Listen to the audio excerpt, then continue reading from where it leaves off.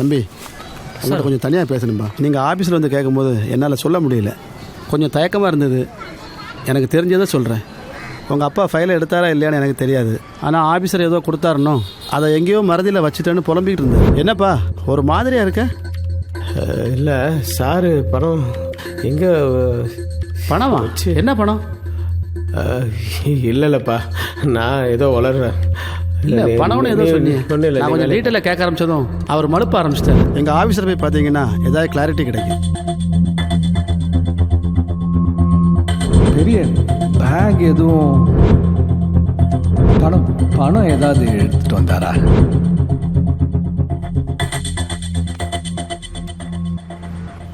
உட்கார். அப்புறம் சொல்லுப்பா. சார், நீங்கள் எங்கள் அப்பா கிட்ட பணம் ஏதாவது கொடுத்து வச்சுருந்தீங்களா சார்? அதை அவர் மறதியில் தொலைச்சிட்டாரா? சொல்லுங்கள் சார், நான் யார்கிட்டையும் எதுவும் பேச மாட்டேன் சார். தயவு செஞ்சு ஏதாவது தெரிஞ்சால் சொல்லுங்கள் சார். 5 கோடி. 5 கோடியா? 5 கோடி. இதில் இல்லைன்னா மாற்றி கட்ட வேண்டியது தானே? முடிச்சேண்ணே. ஹலோ ராகவன் சார், சொல்லுங்க சார். கொஞ்சம் வீடு வரைக்கும் வர முடியுமா? இப்போவா?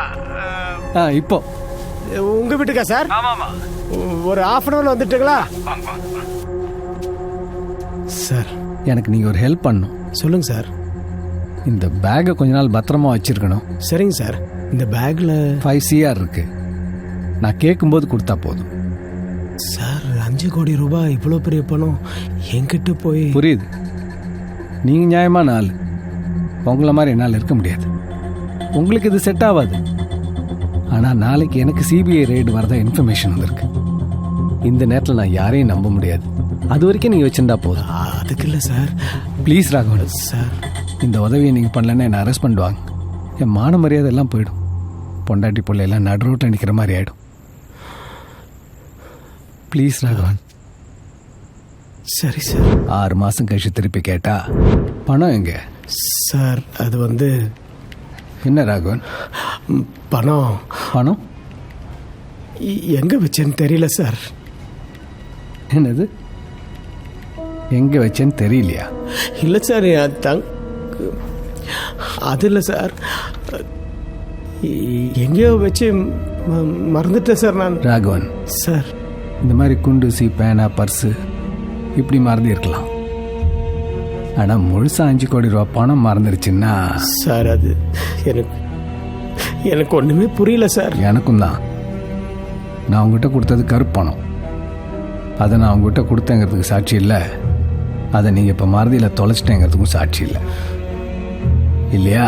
ஐயோ சார், அந்த பணம் எனக்கு வேணாம் சார். அதை எங்கே வச்சுட்டேன்னு தெரியலன்னு தான் சார் சொன்னேன். சரி, நீங்கள் போங்க சார். போங்க. பார்த்து ராகவன், அதிக பணம் ஆபத்தானது. இன்னைக்கு நல்லா யோசிங்க, ரெஸ்ட் எடுங்க, ரிலாக்ஸ் பண்ணுங்க. ஆனால் நாளைக்கு வரும்போது கண்டிப்பாக பணத்தோட வாங்க. நம்புற மாதிரியா இருக்கு? சார், எங்கள் அப்பா திருடலாம் மாட்டார் சார். அதனால தான் நான் கூப்பிட்டு கொடுத்தேன். அப்போ என் பணம் எங்க?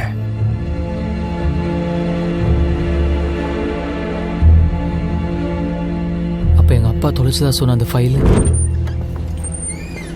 சார், அந்த ஃபைலை காணும் சார். நல்லா தேடி பார்த்தேன் சார், இப்போ காணும் சார். நேற்று பணத்தை காணும்னு சொன்னீங்க, இன்னைக்கு ஃபைலை காணும்னு சொல்றீங்க. எனக்கு நல்ல ஞாபகம் இருக்கு சார். சத்தியமா என்னோட லாக்கரில் தான் சார் வச்சிருந்தேன். அப்புறம் எங்க போச்சு? ரொம்ப தொலைக்கிறீங்களே ராகவன். அந்த ஃபைலோட வேல்யூ என்னன்னு தெரியுமா? அந்த ஃபைல் கிடைக்கலன்னா உங்களை மட்டும் இல்லை, உங்கள் பிள்ளையும் சேர்த்து அரெஸ்ட் பண்ணுவாங்க. உங்கள் வீட்டில் 2 பொம்பளைங்க இருக்காங்க. நீங்கள் 2 பேரும் ஜெயிலுக்கு போயிட்டீங்கன்னா அவங்க நிலைமை யோசிச்சு பாருங்க. அவங்களுக்கு என்ன வேணா நடக்கலாம். சார், நான் லாக்கரில் தான் சார் வச்சிருந்தேன். ராகவன், முதல்ல பணத்தை கண்டுபிடிங்க. பணம் கிடைச்சா ஃபைல் தானா கிடைக்கும். ஃபைலை எடுத்து வச்சுக்கிட்டு அரெஸ்ட் ஆகிடுங்கன்னு மிரட்டினா பயந்து திருடின பணத்தை கொடுத்துருவார்னு நினச்சேன். ஆனால் அவர் இப்படி பண்ணிக்குவார்னு எதிர்பார்க்கவே இல்லை. முதல்ல பணத்தை கண்டுபிடி, ஃபைல் தானா கிடைக்கும். உன் வேலையும் சேர்த்து நானே வாங்கி தரேன். இப்பெல்லாம் நான் மறதி ஜாஸ்தி ஆயிடுச்சுல்ல எனக்கு.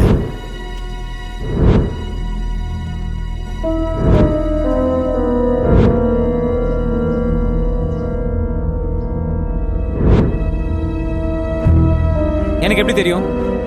அவர் எங்கேயோ மருதியில் வச்சுட்டு என்ன வந்து டார்ச்சர் பண்ணா என்ன அர்த்தம்? இப்போ எதுக்கு டென்ஷன் ஆகுற? டென்ஷன் ஆகாம பின்ன என்ன? எங்கள் அப்பா உங்ககிட்ட ஏதாவது சொன்னாரான்னு தானே கேட்டேன். அவர் புள்ள நீ ஒன்ட்டே எதுவும் சொல்லணும், என்கிட்ட சொல்ல போறாரு. மச்சான், தப்பாக எடுத்துக்கலன்னு ஒன்று சொல்கிறேன். உங்கள் அப்பாவுக்கு வேறு ஃபேமிலி மாதிரி ஏதாவது, அவங்க பசங்க அவங்கள செட்டில் பண்ணணுன்னு ஏதாவது? ஏய், தெரிலன்னு சொல்லு.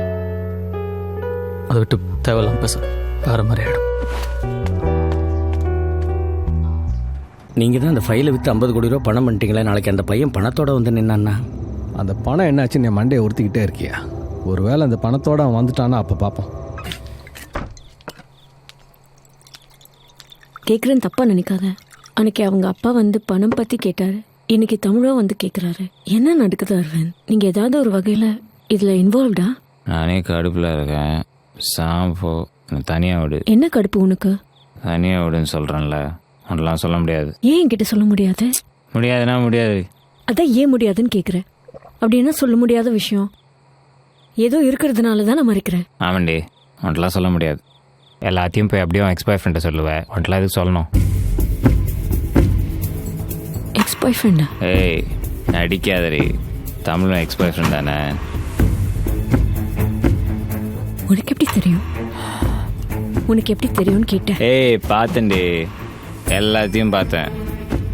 அவன் அவாய்ட் பண்ணிட்டு பின்னாடி சுற்றுறத பார்த்தேன். அவனை ஃபாலோ பண்ணி பார்த்தேன். ஒன்றை பார்த்தேன். நீ எவ்வளோ அழகாக இருக்கேன்னு பார்த்தேன்.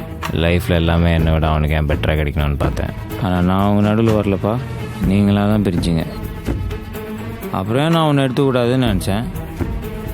அதான் எங்கள் அம்மாட்ட ஒரு பொண்ணு பிடிச்சிருக்குன்னு சொல்லி உங்கள் வீட்டில் போய் பேச சொன்னேன். இப்போ நீ நீ ஏன் அவனை இவ்வளோ ஹேட் பண்ற?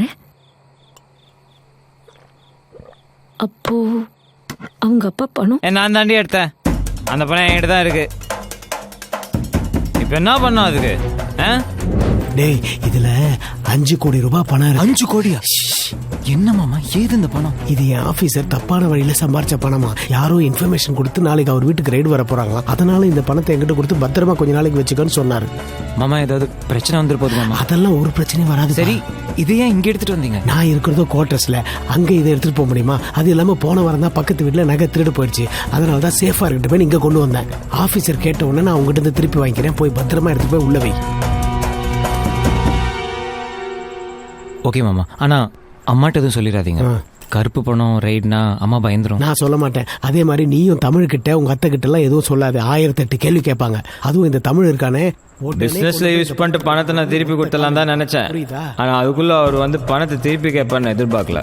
நான் உங்ககிட்ட கொடுத்தன பணம், அதை அந்த ஆபீசர் திருப்பி எடுத்துட்டு வர சொல்றாரு. போய் எடுத்துட்டு வாப்போ. என்ன சொல்ற மாமா? இந்த பணம்? ஏய், உன் கல்யாணத்துக்கு முன்னாடி நாள் ஆபீசர் என்கிட்ட கொடுத்தாருன்னு சொல்லி உங்ககிட்ட கொடுத்தனே ஒரு பிளாக் பேக், அதான். போய் எடுத்துட்டு வா. மாமா, நீங்க என்ன சொல்றீங்கன்னு எனக்கு புரியல மாமா. என் கல்யாணத்தன்னைக்கு பேக் இல்ல மாமா, அந்த மாதிரி எந்த பேக்குமே என்கிட்ட நீங்க கொடுக்கல மாமா. விளையாடாதடா, போடா போய் எடுத்துட்டு வா. மாமா, நான் சீரியஸா தான் மாமா சொல்றேன். அந்த மாதிரி எதுவுமே நீங்க என்கிட்ட கொடுக்கல. ஏய், எதனா விளையாடுறதுன்னு இல்ல, போடா. என்னாச்சுண்ணே? இல்லம்மா, என் ஆபீசர் என்கிட்ட பணத்தை கொடுத்து வச்சுக்க சொன்னாரு. அதை நான் இவங்கிட்ட கொண்டாந்து கொடுத்து பத்திரமா வச்சுக்கிடான்னு சொன்னேன். இப்ப கேட்டா பணமே கொடுக்கலன்றான். எதுல விளையாடுறதுன்னு ஒரு விவசாயம் வேணா? டேய், என்னடா கொண்டு வந்து கொடுப்போ. மா, அவர் என்ன சொல்றாருன்னு எனக்கு புரியல. கொடுத்துருந்தா நான் ஏமா இல்லைன்னு சொல்ல போறேன்? மாமா, நீ எங்கேயோ வச்சுட்டு மறந்துட்டு வளர்ற. ஏய், யாரை பார்த்து மறந்துட்டு வளர்றங்கிற? அடி மாமா, அடி. எனக்கு அப்பா இல்லைங்கிறனால தானே யார் வேணாலும் வீட்டுக்குள்ள வந்து அடிக்கலான்னு ஆயிடுச்சு. என்னண்ணே கையெல்லாம் ஓங்குற? அவன் தான் இல்லைங்கிறான்ல. என் புள்ள போய் சொல்ல மாட்டான். மாமா, நான் சொல்றேன்னு கோச்சுக்காத. உனக்கு கொஞ்ச நாளாவே மறதி ஜாஸ்தி ஆகிட்டு தான் இருந்துச்சு. நானும் தமிழ்கிட்ட சொன்னேன், டாக்டர்கிட்ட காட்ட சொல்லி. இப்போ பாரு. நல்லா யோசிச்சுதான்ப்பா சொல்றேன். நான் பணத்தை உங்ககிட்ட தானே கொடுத்தேன். இல்லை மாமா, நீ எங்கேயோ வச்சுட்டு மறந்துட்ட.